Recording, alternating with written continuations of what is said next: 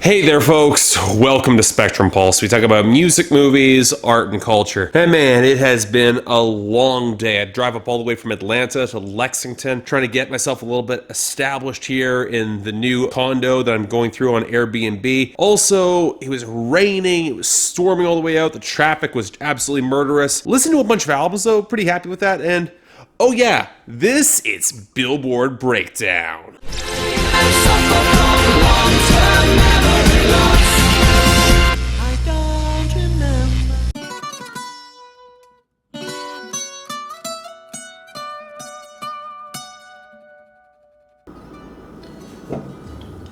What? Don't look at me like that. I've had a whole long day driving through terrible weather and a lot of traffic in order to get up here. So, what, you want the top 10? Really? I mean, Despacito is still at number 1. That has not changed. Yeah, it's got a shot of getting the record, but I don't think it's gonna beat One Sweet Day. Mariah Carey and Boyz II Men are not going anywhere just yet. Most because Despacito is facing real competition right now from Wild Thoughts at number 2 with Bryson Tiller, DJ Khaled, and Rihanna, which actually has some momentum behind it, especially on airplay. And you also have, guess what? Bodak Yellow by Cardi B is becoming some sort of phenomenon up to number 3. It's Kodak Black's verses done marginally better and from a girl. I don't see the appeal at all. And yet, it's doing well. It's doing really well, actually. It pushed back a lot of songs to jump up into the top 5 where it is. Unforgettable by French Montana and Sway Lee down to number 4. Believer by Imagine Dragons down to number 5. Attention by Charlie Puth, that's down to number 6. There's Nothing to Hold Me Back by Shawn Mendes, that's down to number 7. That's What I Like by Bruno Mars down to number 8, although I think the surprise there is that it's lasted as long as it has. Although, you know what? Shape of You by Ed Sheeran, thanks to all that YouTube, thanks to all that residual radio, it's still at number 9. And you know what's at number 10? Thanks to, guess what, DJ Khaled with I'm the One, his posse dropping out. Body Like a Back Road by Sam Hunt, back in the top 10 at number 10. God, this world.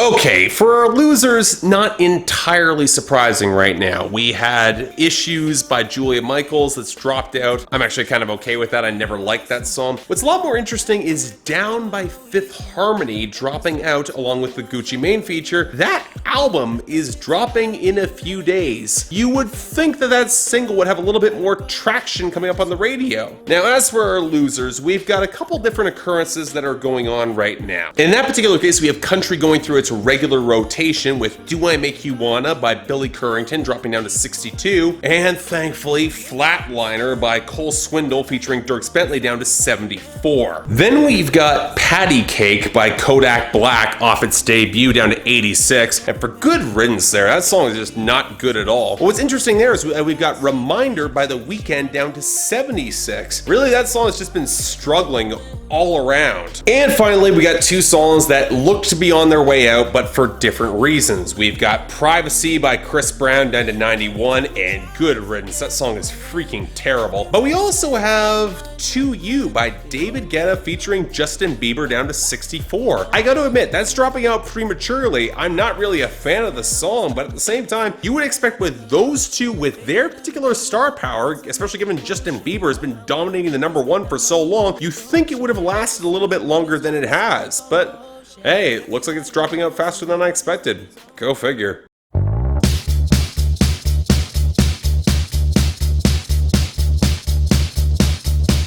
Now, for our returning entries this week, we only have the one. And if you can tell by where I'm sitting right now, you know exactly how little regard I have for it. That's right, it's Woke Up Like This by Playboy Carti featuring Lil Uzi Vert. It's back at number 100.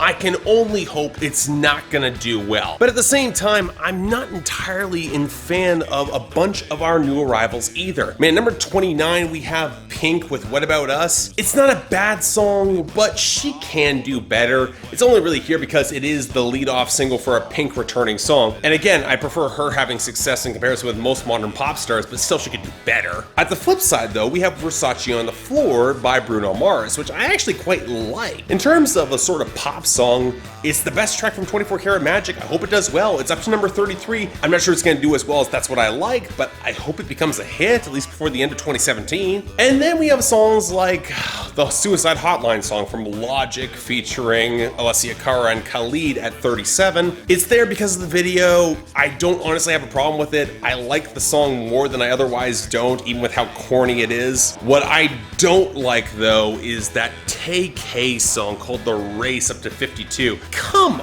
on, folks. Just because there is controversy behind the song doesn't mean that we actually have to give it support and listen to it. I mean, seriously? But at the same time, there are other things we should be focusing on, and the big story here is country doing its regular seasonal rotation coming into what's going to be big on the radio this year. And the first big one is Luke Combs, When It Rains, It Pours at 68. I'm actually okay with that. It's not a bad song, especially when it comes to country radio standards. Of course, when we flip back to country radio standards, we also have Unforgettable by Thomas Rhett up to 73. It's not a country song, it's acoustic pop at best. Thankfully, we at least have All the Pretty Girls by Kenny Chesney up to 80. But we do have Every Little Thing by Carly Pearce up to 85. Honestly, don't mind the song at all. It's not great per se, but when it comes to women on country radio, I'll take what I can get. Although the song that I'm really most excited about, It Ain't My Fault by Brothers Osborne at 79. Yeah, folks, I don't expect this to become a huge hit. I don't even expect this to make the year-end list. God damn, it is such a damn good song. I'd like to see this get more traction. If the radio's finally gonna get behind it in the fall of 2017,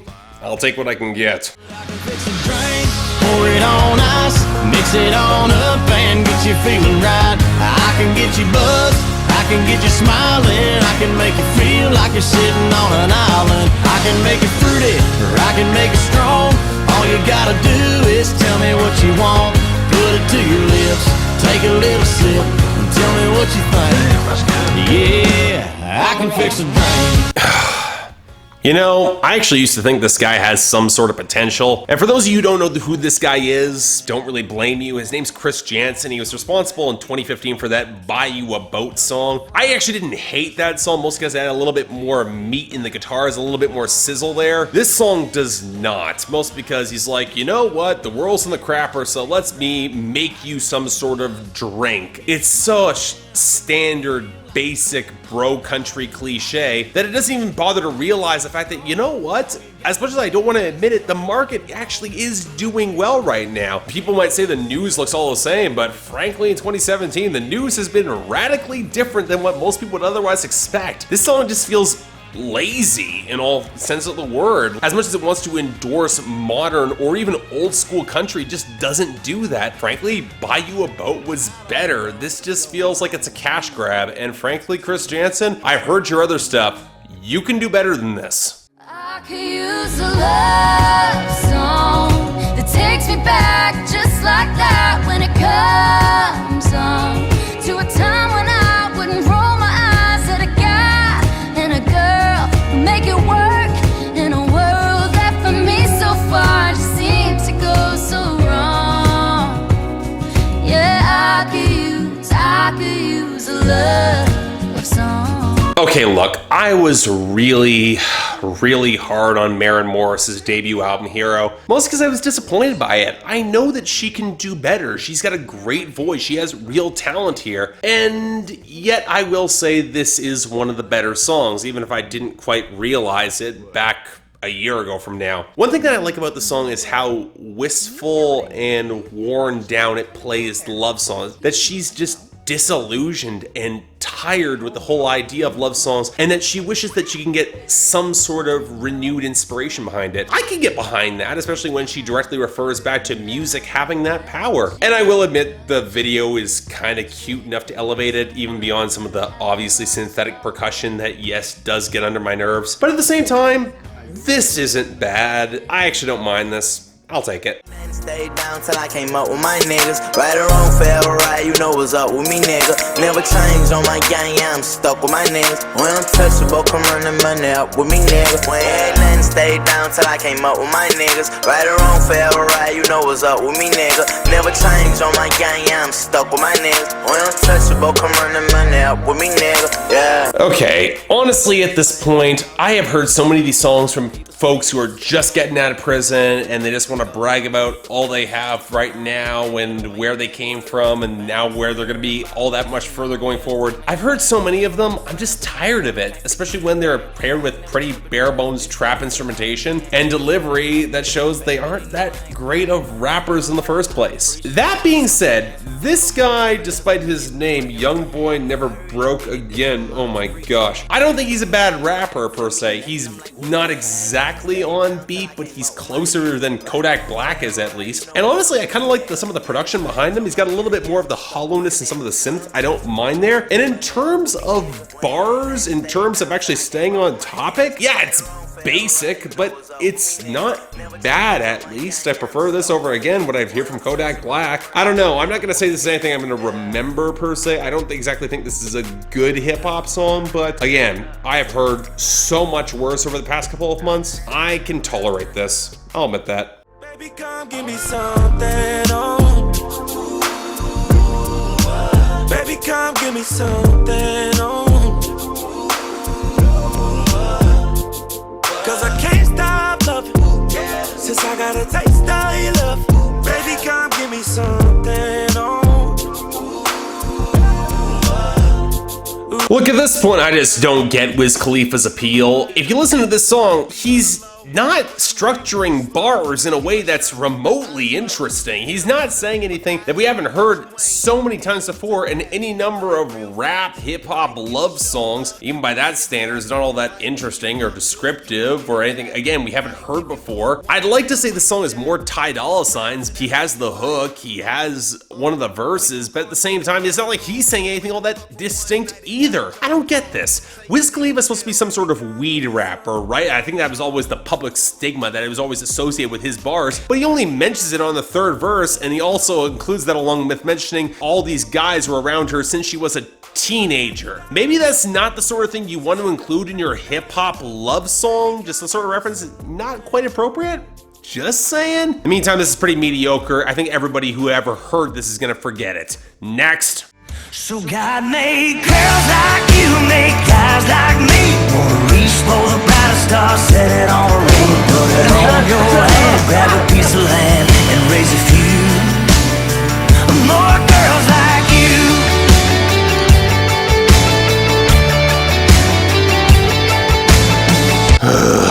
Man, I wish I could like this more. See, I'm a Kip Moore fan. I like this guy's delivery with that raspy, husky delivery that he has. I like his focus more on an actual guitar melody, a little bit more foundation in the bass. I like a lot of his production as well. In terms of that more spacious country sound, he's arguably doing it probably better than anybody else's, even after Dierks Bentley drove the sound into the ground. I still like what Kip Moore is doing with it here. However, I gotta be honest, this is not Kip Moore at his best. I wish he could write about something else beyond, I'm totally in love with you, I totally think you're hot, let's go hook up and make more girls like you. Am I the only one who finds it really kind of creepy when country songs in this vein decide to focus so much on the baby making that it anchors so much of this song? I get the appeal, I kind of get how that can be romantic, but it kind of seems like it's jumping the gun a little bit. I get with Kip Moore's production that it's allowed to go a little bit broader, but still. It reminds me a lot of some of the worst songs off of Florida Georgia Line's Dig Your Roots, and that's not exactly a good thing. Again,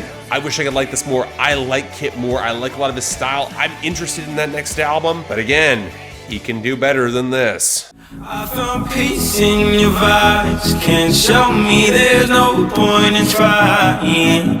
I'm at one, and I've been quiet for too long. I found peace in your vibes. Can't show me there's no point in trying. I'm at one, and I've been silent for too long.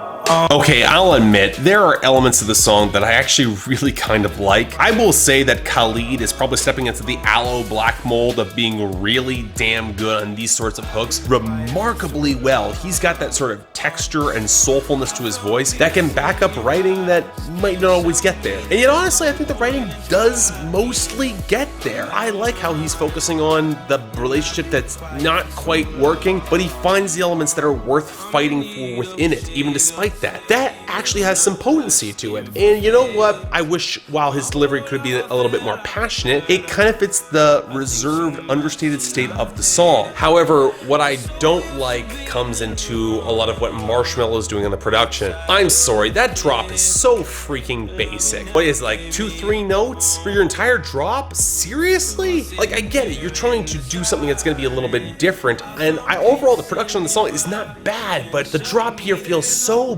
basic, so lacking any sort of additional definition that honestly sets the song back, and that's not something I could have expected to say for a track like this. Overall, I kind of wish this was better. And that's our week here. Honestly, not a lot to really say about it. I wouldn't say there's a lot that's entirely great or entirely bad all the way. As for the best of our week, I'm thinking Maren Morris, I Could Use a Love Song. It's not a great song per se, but honestly, for what it does, and honestly the video might compensate for some of this, I actually quite like it. It turned out quite well. Beyond that, when we're talking about stuff that should be a fair bit better, Something New by Wiz Khalifa featuring Dolla, honestly, it's the sort of song where I don't know what Wiz Khalifa is doing at this point. Is he just working on half measures because he realizes that See You Again will pay for everything he will ever need for the rest of his life? As it is, he could do better.